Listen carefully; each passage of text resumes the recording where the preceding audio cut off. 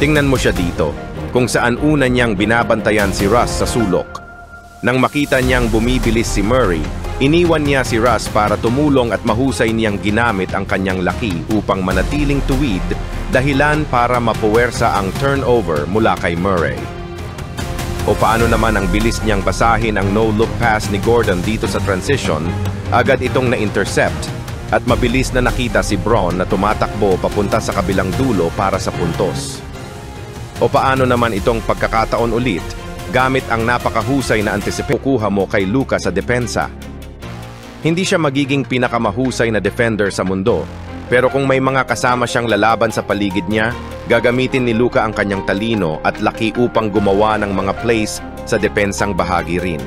At alam ni Luka ang mga usap-usapan tungkol sa kanyang depensa, kaya palagi siyang handang magbiro tungkol dito, tulad ng pagbibiro niya kay JJ na banggitin ang kanyang depensa pagkatapos ng laro. 4 na laro pa lang ang lumilipas sa era ni Luka Doncic sa LA. Pero kung ito ang magiging batayan ng mga susunod pang mangyayari, ito ang kuponang dapat katakutan ng buong liga. Pinaalala lang ni Luka sa buong mundo kung bakit kalokohan ang ginawa ng Mavericks na i-trade siya. Bago tayo magpatuloy, kung bago kayo sa channel, huwag kalimutang mag-like at subscribe para sa mga bagong videos. Magpatuloy na tayo. Naisip mo ba talaga na hindi ito mangyayari? Naisip mo ba talaga na hindi na ganoon kagaling si Luka Doncic? Doncic, long three-pointer, that's good. Doncic, step back three, it's good. Doncic, sidestep three-pointer is good. Look at Doncic's fourth three-pointer. Oo, matapos ang mabagal na simula niya sa kanyang career sa Lakers, pinaalala lang ni Luka sa buong mundo kung bakit kalokohan ang ginawa ng Mavericks na i-trade siya. Kung bakit kahibangan ang ipamigay ang isang 25 anyos na superstar, isang generational talent, at isa sa pinakamagaling na offensive players na nakita natin sa kasagsagan ng kanyang career.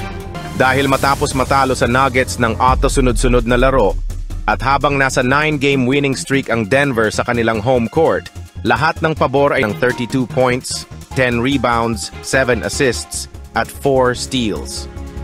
At ang unang quarter ang nagtakda ng tono ng laro kung saan umiskor si Luka ng 16 points, may 4 rebounds at 3 assists. Ipinapakita kung ano ang kayang mangyari kapag nasa team mo siya. At nang simulan niya ang laro sa isang madaling puntos, mula sa assist ni Austin Reeves matapos ang kanyang dribble penetration, dadaling puntos at ilang free throws, biglang kalahati na ng 30 points ang naipon ni Luka at ang Lakers ay may malaking lamang na laban sa isang elite na koponan.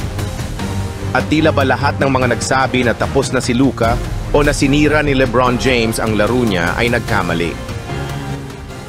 At hindi lang sila nagkamali tungkol sa individual na laro ni Luka, kundi pati na rin sa chemistry nila ni LeBron. Dahil nakita natin hindi lang isa, hindi lang dalawa, kundi 3 beses na nahanap ni Luka si LeBron para sa isang madaling puntos. At ito ang makukuha mo kapag may Luka ka sa team.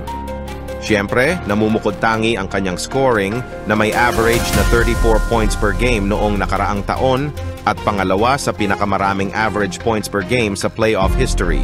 Pero palagi niyang dala ang kanyang playmaking. Palagi siyang magpapasa ng bola sa paraang walang ibang NBA player ang kayang gawin. At sisirain niya ang depensa ng kalaban ng paulit-ulit.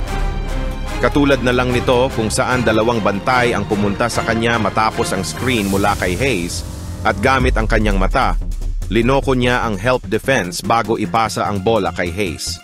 At hindi lang iyon, ang pagiging 6'7" niya at ang kakayahang magpasa mula sa itaas ng ganoong kabilis ay nagtatangi sa kanya mula sa mas maliliit na guards. At halos pareho lang ang nangyari makalipas ang 1 minuto, muli niyang nahanap si Hayes sa parehong posisyon. At nabanggit ko na rin ang chemistry nila. Pero pag-usapan naman natin si LeBron James sandali. Dahil ang dahilan kung bakit isang championship contender ang team na ito ay dahil sa kasalukuyan, si LeBron ay naglalaro na parang isa sa top 5 players sa buong mundo. Hintay saglit lang, siya ay 40 taong gulang na. Pero masasabi kong naglalaro siya na parang isa sa 5 pinakamahusay na basketball players sa mundo ngayon. At ngayon, kasama niya ang isang manlalaro na isa sa 3 pinakamahusay na basketball players sa mundo mula pa noong pangalawang taon niya sa liga. Hindi perpekto ang team na ito at may dahilan kung bakit gusto nilang i-trade si Mark Williams. Kailangan nila ng sentro. Pero may LeBron James sila at may Luka Doncic sila.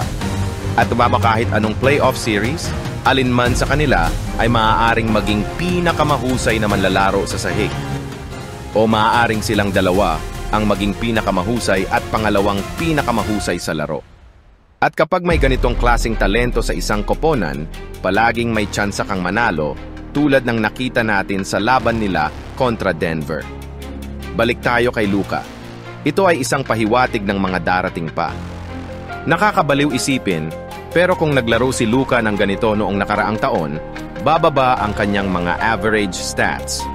Oo, ganitong klaseng manlalaro ang ipinamigay ng Mavericks sa Lakers at ito ang klase ng manlalarong makikita natin sa hinaharap. Dahil dapat tandaan ng lahat, bago ang larong ito, 3 laro pa lang ang nalalaro ni Luka sa bagong team niya.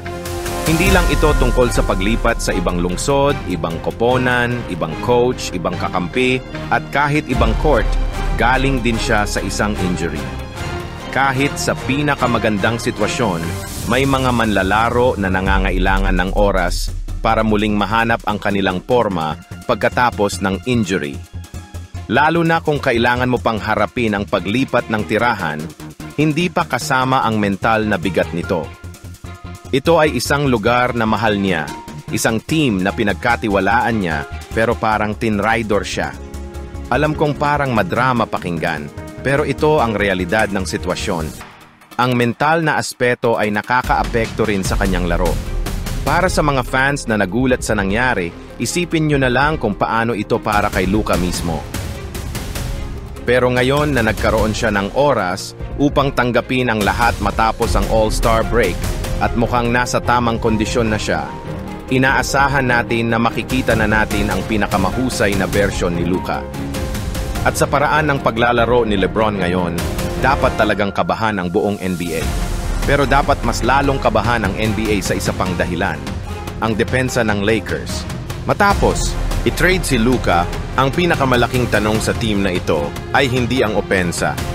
Kahit sino ay makikita na kahit papaano, magiging maganda ang opensa ng duo ni Luka at LeBron. Pero may mga lehitimong tanong tungkol sa kanilang depensa. At maaga pa sa season pero ang ginawa nila laban sa isa sa pinakamahusay na opensa at higit sa lahat, laban sa pinakamagaling na manlalaro sa liga ay dapat bigyang pansin. Kung titingnan mo ang stat sheet ng laban, baka magtaka ka kung bakit 12 points lang ang ginawa ni Nikola Jokic at bakit 7 shots lang ang naitira niya. Pero hindi ito dahil ayaw lang niyang tumira, kundi dahil hindi siya nagkaroon ng maraming pagkakataon dahil sa mahusay na pagbabantay ni Dorian Finney-Smith na hindi siya hinayaang makatanggap ng bola sa post. At kapag natanggap man niya ang bola, mabilis na nagko-collapse ang depensa ng Lakers, hinahayaang ibang players ang tumira sa halip na si Jokic. At ito ay isang diskarte na epektibo na noon pa man. Ginamit ito ng team ito. Wala man si Anthony Davis, pero may Finney-Smith, Vanderbilt, at Rui sila, mga manlalarong may haba, energy, at athleticism na kayang pahirapan ng kahit na sino. At dapat din nating bigyan ng papuri si JJ Redick. Marami ang nagduda sa pagkuha sa kanya bilang coach, pero sa ngayon, mukhang mahusay ang kanyang trabaho, lalo na sa pagpigil sa 3-time MVP. At kung tungkol sa depensa, dapat din nating bigyan ng kredito si Luka. Lahat gustong i-highlight ang mga kahinaan niya sa depensa, tulad ng laban sa Hornets, pero sa larong ito, may plus-minus siyang plus 20. Pangalawa siya kung saan una niyang binabantayan si Russ sa sulok. Nang makita niyang bumibilis si Murray, iniwan niya si Russ para tumulong at mahusay niyang ginamit ang kanyang laki upang manatiling tuwid, dahilan para mapuwersa ang turnover mula kay Murray. O paano naman ang bilis niyang basahin ang no-look pass ni Gordon dito sa transition, agad itong na-intercept at mabilis na nakita si Bron na tumatakbo papunta sa kabilang dulo para sa puntos. O paano naman itong pagkakataon ulit, gamit ang napakahusay na anticipation na hakuha mo kay Luka sa depensa. Hindi siya magiging pinakamahusay na defender sa mundo, pero kung may mga kasama siyang lalaban sa paligid niya, gagamitin ni Luka ang kanyang talino at laki upang gumawa ng mga plays sa depensang bahagi rin. At alam ni Luka ang mga usap-usapan tungkol sa kanyang depensa, kaya palagi siyang handang magbiro tungkol dito, tulad ng pagbibiro niya kay JJ na banggitin ang kanyang depensa pagkatapos ng laro. 4 na laro pa lang ang lumilipas sa era ni Luka Doncic sa LA. Pero kung ito ang magiging batayan ng mga susunod pang mangyayari, ito ang kuponang dapat katakutan ng buong liga. Ngayon, kung umabot ka hanggang sa dulo ng video at gusto mo pang makakita ng ganitong content, isaalang-alang ang pag-subscribe at isang like sa video ay magiging astig. Pinaka-importante sa lahat, magkaroon ka ng magandang araw. Paalam! Salamat sa panonood. God bless sa lahat.